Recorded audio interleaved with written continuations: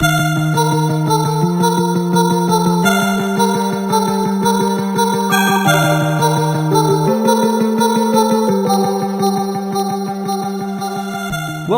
to the Chirosation, where chiropractors share their stories and lessons learnt in practice.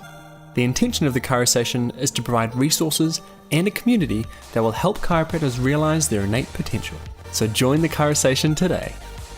It was so much fun having James back on the podcast. We started this conversation talking about our experiences in the first year of practice. However, this soon morphed into a philosophy discussion about what the future holds for chiropractic and health. This wasn't exactly what we were meant to talk about, but I really enjoyed it and we went really deep. So enjoy where this Chirosation takes you. Welcome everyone to episode 19 with Dr. James Nock. That's right, I got him back. Very excited to have a sit down and chat with this man, catch up about what we've been going through over the last year. First year of being an associate is over. We're about to head into our second year and we want to just catch up, have a chat about the different things that we've learnt, share some of the experiences that we had, things that we wouldn't do again, things that we would do again, and then talk about the future a little bit. So, cool. Thanks for coming back, man. No worries. Thank you very much for having me back. And yeah, it's been a hell of a year. It's been one hell of a year. Oh man.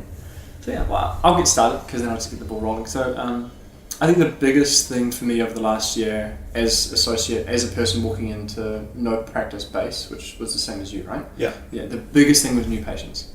That was the thing that was on my mind every shift, all week, was how can I generate more new patients? Because new patients, lifeblood of the practice. If you want to grow a practice, that's what you have to have. Whether you can convert them into relief care patients or corrective care or wellness or whatever you want, you have to actually get people in the door.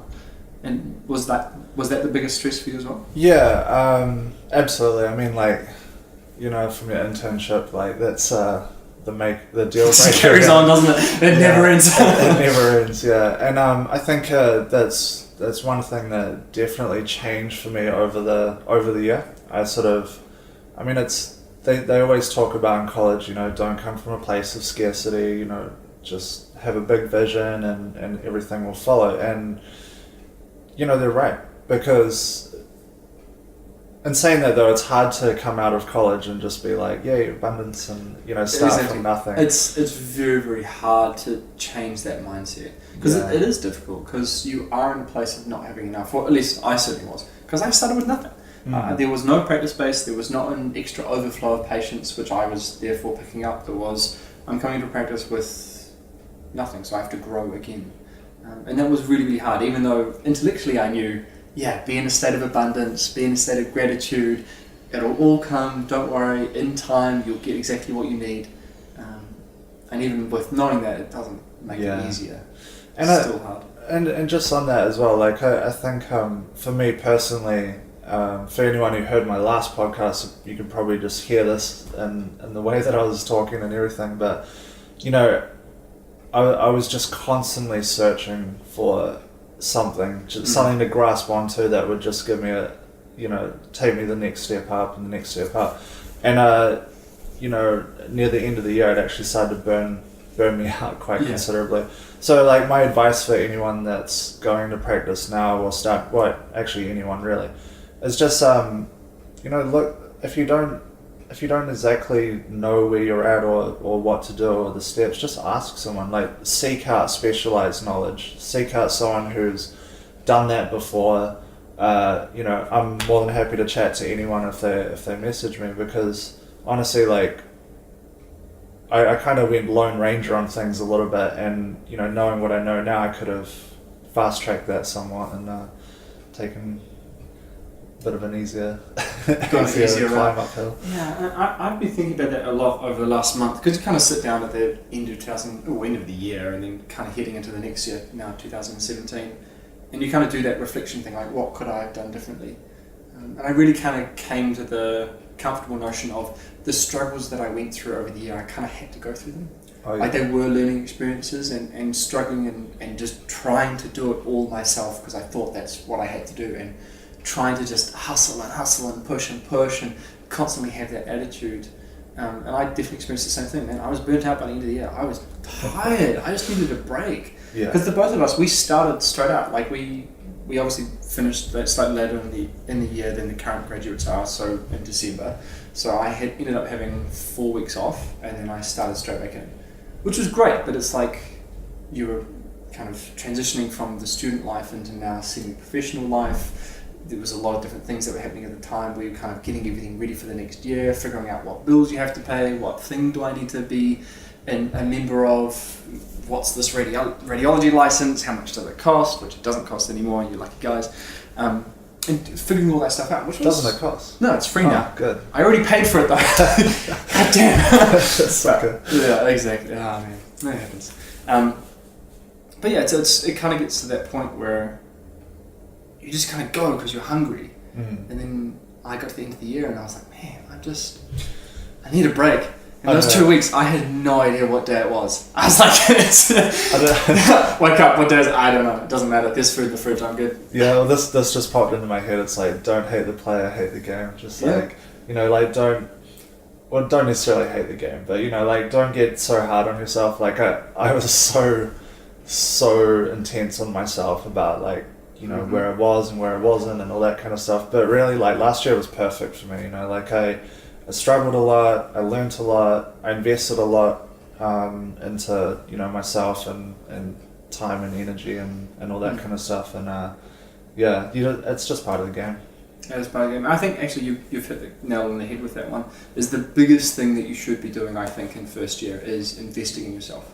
Absolutely. And figuring out what are my strengths and how do I maximize those.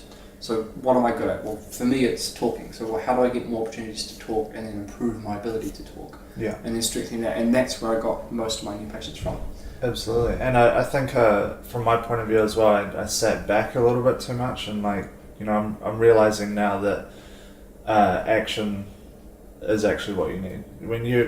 If you go, oh yeah, I might do this and I might do that and I might do this, it's just, you know, they're just throwaway kind of possibilities. Whereas if you go, I might do this, I'm going to schedule it in right now. I'm going to schedule in something, like it could be so small, like make this phone call or read this or do this kind of thing. And just that first step of making an action actually starts a momentum on that possibility. Absolutely.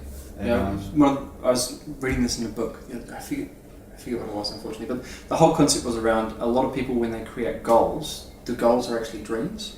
I wish that I had this. So, say, take an example for, like, I wish I was seeing 100 patients a week. Just taking something out of example, which I do wish for, but I wish that I was doing that, right? Because I feel like that would, you know, be a sign that I was influencing my community and helping a bunch of people get healthier and better. So how do I achieve that? Well, I can't physically do that right now because, one, I don't have the new patient generation at the moment. I am not seeing that number of people, and I don't have the current skills and abilities to do that. Hence, I'm not. So what can I do now? Well, I can contact a bunch of different organisations and provide my time via screenings or talks, whatever it happens to be. So I think you're absolutely right. It's figuring out what action you can do that's actually achievable with your current skills, knowledge, and relationships. And then from that will grow into the dream. Yeah, absolutely. I just want to point out something about what you said, because you said you don't have the skills and blah, blah, blah to get 100 patients a week. Yes, you do. You've got all that right now. The only difference is action, man. And this is what I'm meaning. Like, it's the same thing that I struggled with, is that self-limiting language and actually belief, because honestly, you can do it. The only thing that lacks is the action, because you know that if you talk to, I don't know what percentage of people, but you know, a percentage of those people will come and see you, regardless of how good you are, how bad you are, whatever. So now you just need to make action steps towards, okay, well, how do I, if 1 in 10 people come in, how do I reach 200 people so that I get 20 new patients? You know, like that's one way to think about it. Definitely. And it's just figuring out those relationships and then doing things. Because if you look at my diary, there's like 5 to-do things on every day. Yeah. And I've achieved maybe 1 or 2 of them. Yeah. But it's because what I'm doing at the moment, unfortunately, and obviously I'm going to change this and kind of shift things around so it's a lot more action step. Am I actually going to achieve this today? Yeah. If I'm not, then that's not a today thing. That's a week, month, whatever it is. What's actually more realistic? Because then you actually get stuff done, and then you don't have that kind of beat down of, damn it, my to-do list is still full and I haven't checked everything off. Yeah, and saying that though, part of that is holding yourself accountable, and like through whatever good intentions I had to do things, or whatever it was, I didn't really hold myself truly accountable, and that's something I've learned like the last month or so. Is just like, if I set a health aim, so for me, my health is about maintaining my body and my structure as long as possible, physically and mentally, and also improving my adjusting performance, so that I can be the best I can be for my patients. So with that aim in mind, it's like, what steps I need to do, and if I don't do them, what's the actual consequence of not doing that? And actually be very real with yourself about the consequence. So if I was to just ignore my health, what are my health outcomes actually going to look like, and how am I going to perform for my patients? Well, I might not. So for me, it's a very, it's a very real personal thing to me that I need to be maintaining that. So then scheduling it and everything, I can hold myself accountable. Like, for example, today, I scheduled to go to the gym, but because we brought this forward a little bit, I was like, okay, well, I'll go to the gym afterwards, but I'm like, I am going to the gym. There's nothing that's going to stop me doing it. It's scheduled. I've like moved it around. And like, I know that the consequence of that is me, feeling guilty or like whatever, but it doesn't satisfy my aim. So if that makes sense. So you've kind of got to set your aims and then make it mean something to you to get them done. Because I think before that I was just doing kind of like to-do lists, and it's not, to me it wasn't very inspiring to be like, I want to see X amount of patients a week. I'm going to do this, and then I'm going to do this, and then I'm going to do this. It's like, I want to see I want to influence this amount of people to make better choices in their health. And then what's the consequence of me not doing that is that they don't get to experience what their potential is. So now there's a whole new spin on it, and it actually means something. It becomes a lot more motivating, because all of a sudden it's coming from a place of why, like what actually motivates me to do the stuff that I do. Because chiropractic itself is hard. There's a lot easier professions. Absolutely. Yeah. But I'm really passionate about this. I'm passionate about people's health. I'm passionate about people's lifestyle, and I'm really, really excited and passionate about the future and how people are going to become a lot more self-aware. And I mean, this is something we were talking about before the podcast, which was awesome. But just different concepts about what's going to change with people's lives as technology becomes much more utilised. I wish we recorded that, because it was awesome. Oh, it was so good. Damn it, I missed it. We'll try and recreate it. We'll see what happens. But that's just going to become more and more of reality. And how do you create chiropractic inside of that? Because I really see that chiropractic is going to step up and become a major part of that. And oh man, what were the words you used? It was so good. It was the interface, right? Yeah. So our neurology is our interface between us and our environment. Yeah. And now virtual reality becomes the interface between us and whatever it is that we're doing, our experiences from work, from anything else. So it's just the expansion of. Yeah, exactly. Yeah. So how do we become more and more connected? And for me, that makes sense. That's done through your nervous system. Yeah. In my opinion, what is the only profession in the world that actually focuses on that? Us. Chiropractic. It's us. So we're in an amazing position. The only problem is we don't market ourselves very well. Yeah. So which is kind of what I'd like to jump into next, because kind of on that new patient train in terms of growing the practice and what we're talking about now about creating greater action, doing more, well, you have to have the right motivation, because if the motivation is just numbers or money, it doesn't work. Yeah. It's and not admittedly, for me it was, like at the beginning. Yeah. I mean, like, I'm not going to lie, I mean, I've always been in the profession to help people, but man, when you come out of college, you're just like, okay, I need to see this amount of people, and they become a number, and like blah blah blah, and then you beat yourself up, and it's this vicious cycle. Cycle, man. So one thing I've really come to realize in the last couple of months is just like reconnecting with my purpose again, and I think it's just like worlds different, like worlds apart from where I was before, and I don't know when each person realizes that or reconnects with that. I mean, for me, it's probably through some of the courses that I've been doing, and really getting to understand my habits and behaviors and everything, and but reconnecting with your purpose is absolutely vital.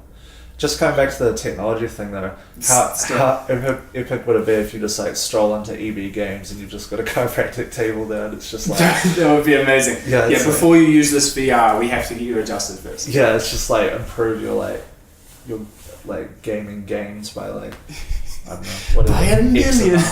Over 9,000. It's like achievement unlocked. Yeah, I mean, it's so cool. But the thing is, there's no reason why that wouldn't be mainstream. Like, I mean, I personally see, esports as something that's going to continue to grow and grow, and then all of a sudden, it won't just be gaming. You'll have people who are connected with the game. I mean, they're already trying to do that with different running technologies and putting things on your hands and different technologies to kind of make you more immersed.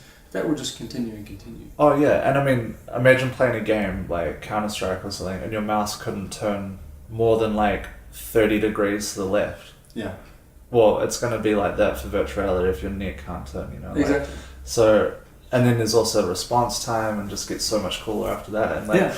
But virtual reality is interesting, man. Like, I don't think anyone's really prepared for what the world we're going to be living in. I mean, yeah, it's just crazy. You'll be able to go to a sporting event and just sit down on your couch and be totally immersed as if you're there, or like, you can play rugby against the All Blacks or something like that for real, like on a field kind of thing. So it's gonna be interesting transition for our profession as well. It's definitely going to change our lives, and culturally, like, I mean, this is just my kind of interest, so this is something I look into. But culturally, things are now changing faster than generations. So it used to be that a culture would change as a generation came and went, and that's definitely our parents. That is what happened with them and their generation beforehand, with going through the Great Depression and the wars and all that kind of thing. Everything was a lot slower moving.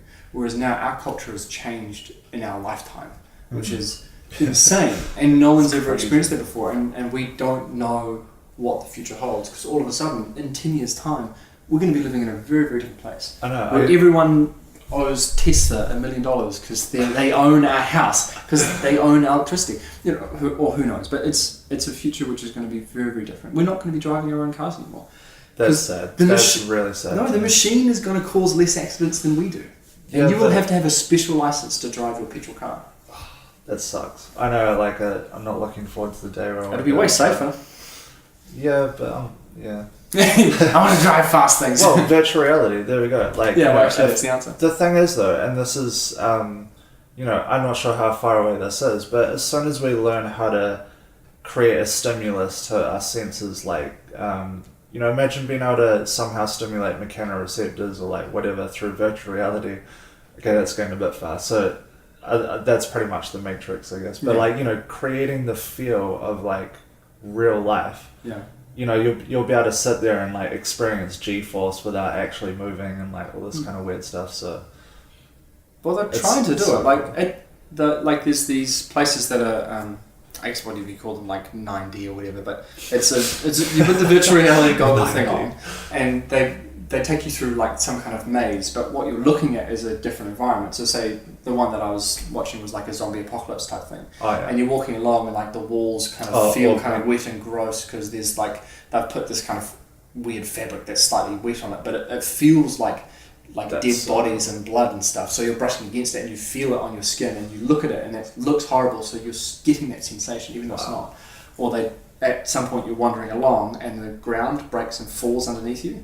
And you drop, it's only like 10 centimeters, but because the ground is falling, we're gonna get so many look at it, patients. you feel like you're dropping 2 meters, but you're only dropping 10. But everyone swears they dropped 2 meters. That's crazy. And that was the experience. And then obviously all of a sudden they've got these vests on that compress with different types of air packets or whatever. So at some point you're wandering along during this experience, and suddenly the vest compresses on your shoulder, and you look, because obviously something's touched you, and there's like a zombie right in your face. Far out. So that's just going to become more and more normal. Yeah, we're going to be really stressed out as well. I mean, imagine just going home and experiencing a zombie apocalypse every night.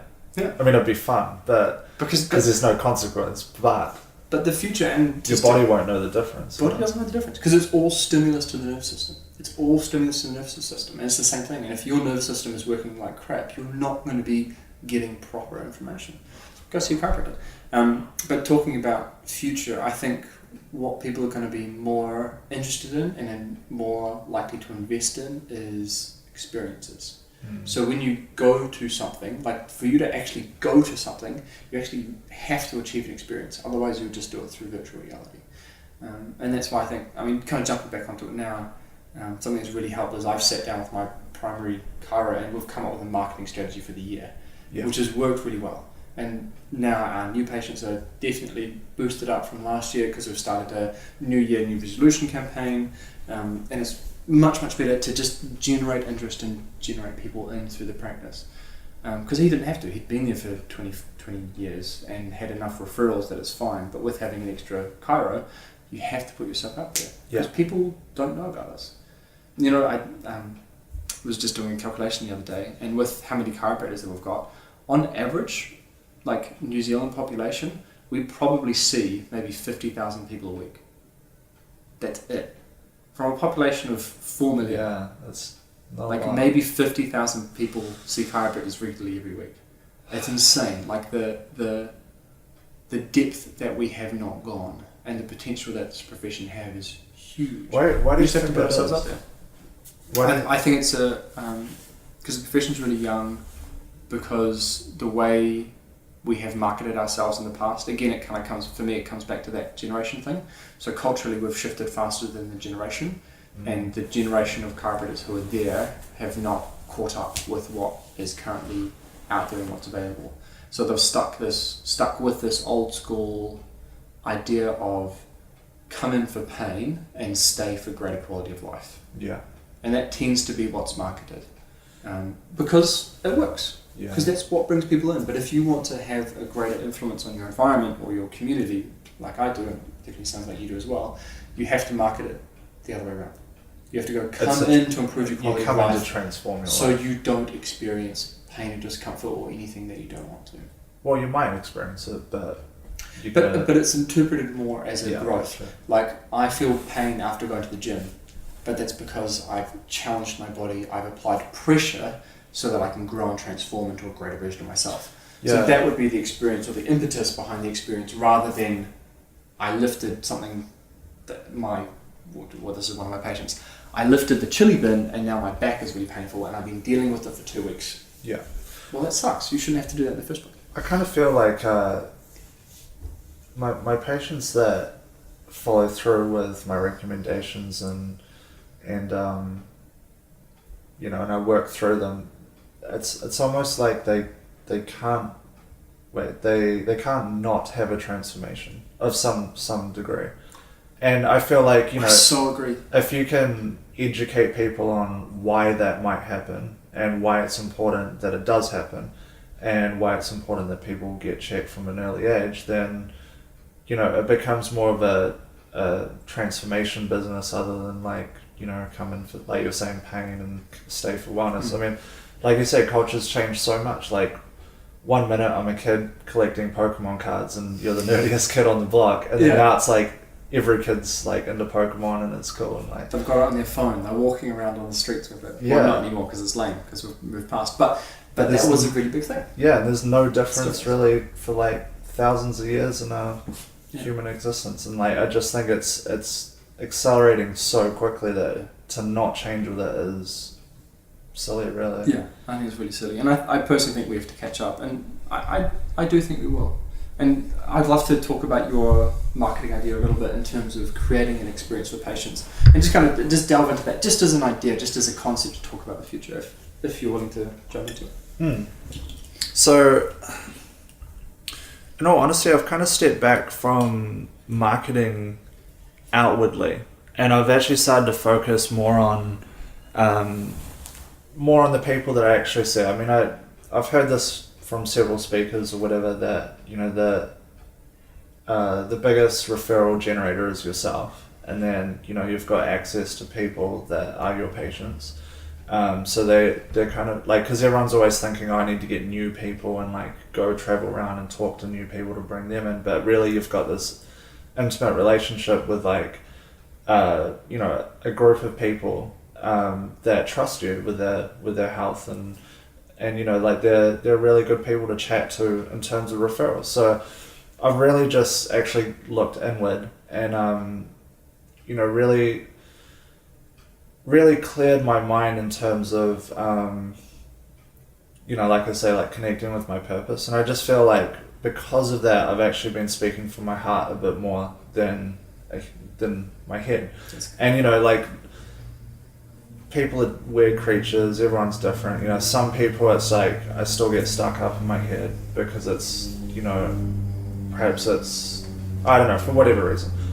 Most people though now, I can just speak real genuinely and just be like, lay it out for them. I've been trying to step up my level of confrontation as well, because I tend to keep the peace, and I realize that I'm not actually serving patients or serving myself if I don't confront them in certain ways. I mean, and that's been quite transformational in my practice. I've started generating a lot of referrals from that. Whereas before I was looking outwards and trying to drag people in from like nothing to like coming in to see me. Whereas now it's like, I get a person, I explain everything to them.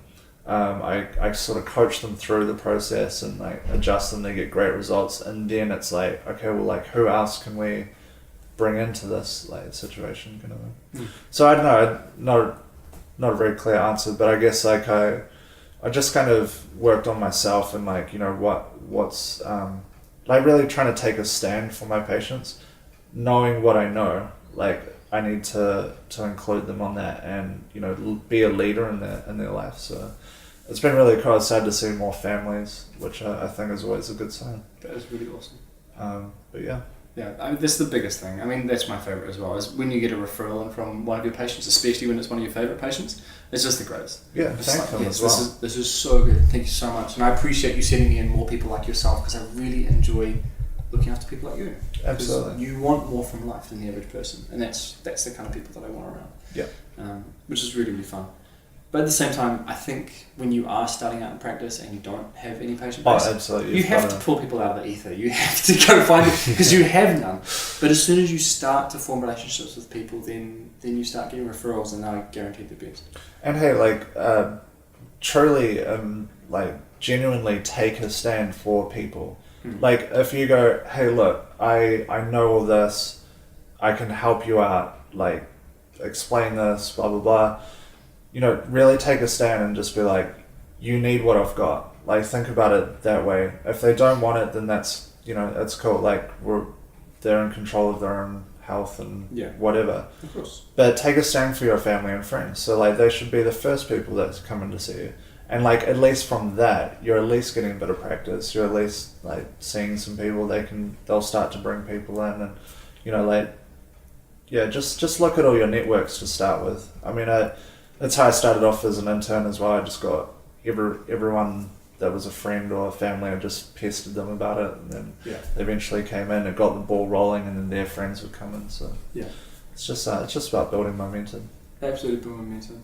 And also, like, speaking from the heart, I think you touched on it before, but I want to try and reiterate that, because that was something I really struggled with for probably like a good 8 months last year. Yeah. Like, I definitely kind of went into professional Ben mode, where I'm like very straight, like Dr. Ben. Exactly, yeah, like very much like Dr. Ben, like very official. We're talking about your body. This is what's going on. Like lots of feedback towards the patient, but it didn't give them enough reason to refer, because they understood what's going on with them, but they didn't know why their friends and family should come and see you. And the other thing is, who else in their life is also acting like that towards them in a health model? You know, like doctors, physios, everyone else. And I think that's where we can actually stand up, because we can have a more human aspect. Not that they can't, it's just for some reason it's more suited to what we do. And as soon as I started becoming more like myself, like I think if you kind of catch me naturally as I am, like I get super excited about stuff, I talk fast, I laugh really loud, and when I'm getting super passionate about things, you can't really how you just kind of hit your flow and you're just on fire and everything's on point. You're just saying all the right things. Well, I think when you show someone that passion and that excitement, they can't help but feel excited as well. It's really contagious. And if they have a little bit of that, they take that home and then they talk to someone else about it. Like, have you ever seen a really, really good movie? Yeah. And like that was just the best goddamn movie, and now I'm excited about the concepts or the things that happen in it. I have to go talk to people about it. Glorious Bastards. Yeah. It's my favourite movie. Yeah, or like stuff that you just can't help it. Or like for me, it's Interstellar. Like, oh yes. Oh my god, don't even get me started. Space travel. How are we going to do this? Like, is this going to be a thing? Does this even work? Yeah, exactly. Like those kind of things, which kind of took my concepts of reality and life and what does it all mean to another level, or explored an idea which I'd never thought about before. Like, if I can cut this out afterwards, but the book that you're talking about before, like that was a moment for me where I went, wow, that's a really cool concept. James is going to write a book, by the way. I'm 100% going to endorse this. But it just like that whole concept around, you know, how will our lives be shaped and how will they look by the technology that's coming through, by the different experiences that are going to be available to us. Maybe we're already living in it now. Maybe we're already living in a virtual reality world. We wouldn't know. We wouldn't know the difference. But that kind of stuff really excites me because that's different. And then for me, it all relates back to the same thing. It's all about my goal is to maximize the human experience, right? So how do I inspire and support people to achieve their dreams? And that's through making it seem possible. So before, how we're talking about how people can't help but go through transformations when they stick with regular chiropractic care, I've really experienced that, and it's taken a lot of time. Yeah. Like that first bit of time, it was all physical stuff, which is normal, right? Like they come in, generally they're coming in for pain or some kind of discomfort, or if it's a sports person, they want to perform better, but it's all physical body stuff. And once they'd spent 6 months with me, it all became chemical stuff. Like before it was, my body's moving better, I've started going to the gym, I've started exercising again, I feel way more flexible, I'm getting my energy back, it's awesome. And then after about 6 months with these people, and this is what I'm seeing with a bunch and still seeing now as they're continuing through, is it starts to become chemical stuff. Yeah. Like, my diet is changing. I don't crave sugary foods anymore just because my body doesn't need it. And I feel like now I'm more interested in what I'm putting into my body because chemically I think it makes a difference. And having chats with other chiropractors and trying to listen to them, I feel like the next stage is emotional stuff. So that's when they start to look at their career, that's when they start to look at their relationships around them and the toxic relationships that they may have and start to work on them. Absolutely. And that's really cool. I mean, that's what it's about, right? Well, it's funny you say that because I mentioned briefly before we started that I recently did the Landmark Forum. So the Landmark Forum it's coaching about separating the stories and meanings that you create around like a situation. So for example, I like to use this analogy, like if a lion was to kill a giraffe, right? So it goes on and slashes it up. Sounds pretty brutal, but eats it. Is that sad? Yeah. Like, is it wrong? Is it right? Is it anything? Well, no, it's not, unless a human's watching it, because a human creates meaning about what that actually means. So the point that I'm trying to get across is so early on in my career, if I missed an adjustment, I would go, in my head, I'd be going, I'm not a very good adjuster, like what am I doing? Like I don't know what I'm doing, I'm not helping this person, maybe they don't like me, like blah blah blah blah blah blah blah blah blah, and you create this story and it's this vicious cycle that you create for yourself. Whereas all that happened is you missed an adjustment. So you miss an adjustment, you create this massive story around why you missed that adjustment that's just completely artificial. It's like you've given it all that meaning. So essentially at Landmark, they teach you to identify these stories and actually break them down so that you can be more present. And honestly, for anyone listening, just do it. You're going to hear some good things, you're going to hear perhaps some bad things about Landmark, but if you read about it online, it's very confronting as a seminar, but everyone I've talked to says that it's created some kind of positive shift or long-lasting change in their life. And I only did it maybe 2 or 3 weeks ago, so it's still quite fresh for me, but honestly I haven't experienced that level of clarity that I have like walking out of landmark, and I just think it's absolutely vital to understand that as a chiropractor, because coming back to what we were saying about emotional, like a patient may have a pain, but then they'll create the story around it, and I think I'm well aware of emotional stress causing pain, like weird symptoms and that kind of thing, but I guess what I'm getting at is it'd be really interesting to see how if there's a way we can coach people subtly through separating the story to what's actually happening, and perhaps that is the next stage of what we learn, and I think I really think it is. I think chiropractic's in a state now where it's going to graduate into what it should be growing into. It's going to blossom. It's going to blossom because it is very stuck in that biomechanical model. It's been the vertebral solicitation for a long time now.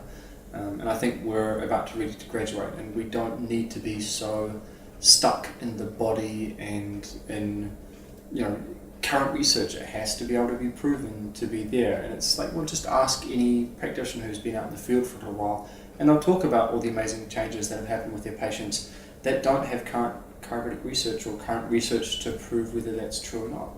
Just because the research hasn't been done doesn't mean that it's not there, it's not relevant. And I think what chiropractic is going to turn into is a lot more of that, and it's going to be a lot more important that people come in to see the chiropractor to have those kind of benefits, and not just because their body doesn't quite feel right. Yeah, it's I was just saying, it's kind of weird. It's people, and I did this before I knew about chiropractic. You kind of go through your life and you're okay, these are the cards that have been dealt. And I'm at, I'm not sick right now, so I'm at 100% of health. When in reality, I was far from that. And so it's really hard to kind of show people, or for people to perhaps intellectually understand that they're not at 100%. And I think it's, it is kind of a hard thing for people to understand, but I guess talking about the transformation model, air quotes, if you can get people to actually experience that transformation, then they, you might be able to create a bit of momentum within the community. Well, you will be able to create it. You will be able to. And to jump on what we were talking about before we started recording today, because I've definitely thought about that as well. I think people are going to be far more into having an experience and going to a place for an experience. Yep. So therefore, in your quote-unquote office, or whatever it happens to be, you will create more of a tribe. You'll create more of a place where people feel like they belong, and they're part of some kind of community. When people become involved in, say, the tribe of your practice, or getting involved in it, it suddenly becomes a lot less about you, as the practitioner, as the quote-unquote doctor, as the leader, and it becomes more about the group. And it's there'll be different leadership positions inside of that each people take care of, but I think chiropractic is going to grow into that and become a lot less about the chiropractor in a office with ACA. There might be a couple of chiropractors in the office, and it's a very small model, which works really well, but it doesn't have the reach that I think chiropractic deserves or will have. So suddenly you will have big marketing foundations as part of your chiropractic office, and you will have people involved in that, and you will have outside events that are involved in having a chiropractic office, and adjusting will be, the chiropractic check, and therefore adjustment if necessary, will be an integral part of that, but the different speakers who come along to talk about gaining more from life and gaining experience, and how you can transition from your current life into a newer, better version of yourself, all of that will become a very integral part of that tribe, that group of people who want more, who want to create more, and who want to be more. I think it comes back to what we were talking about right at the beginning, is what's your why?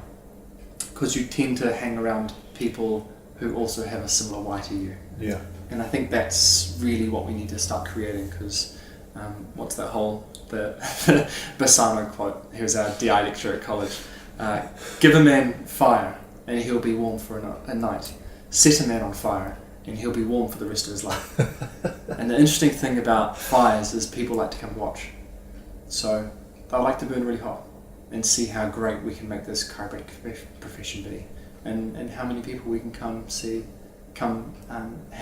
see what it is that we do and why it's so special.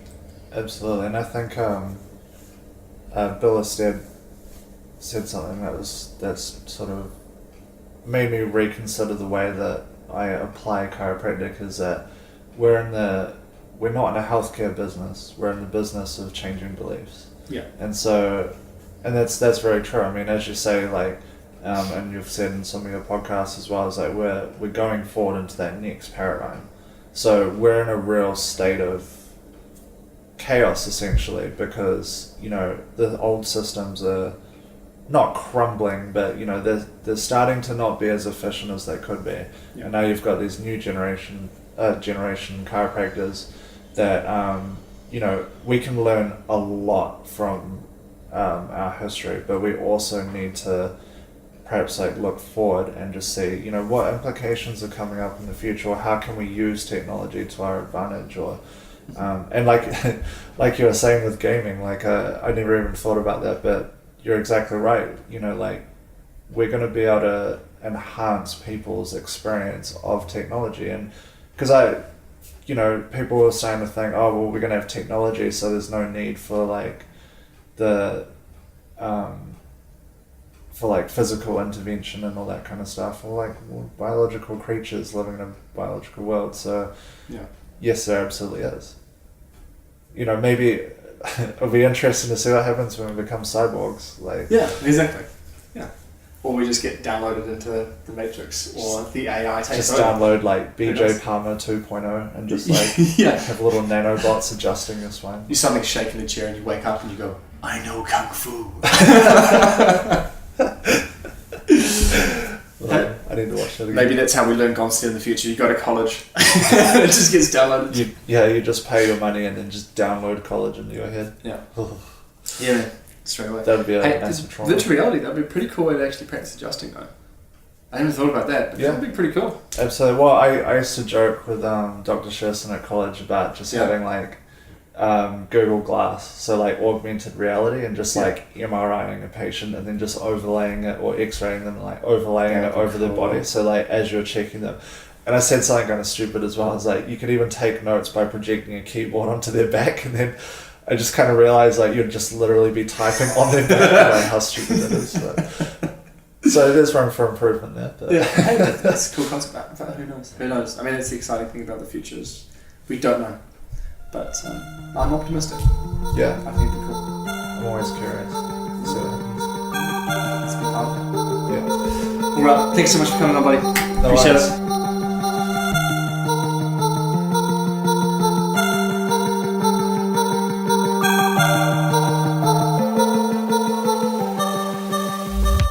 Thank you for all the support you've been showing this platform.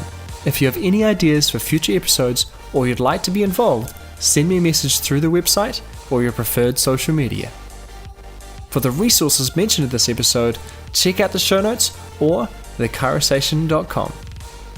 If you enjoyed this episode, share it with a friend and leave a comment on Facebook. Now go out there and start a chirosation today.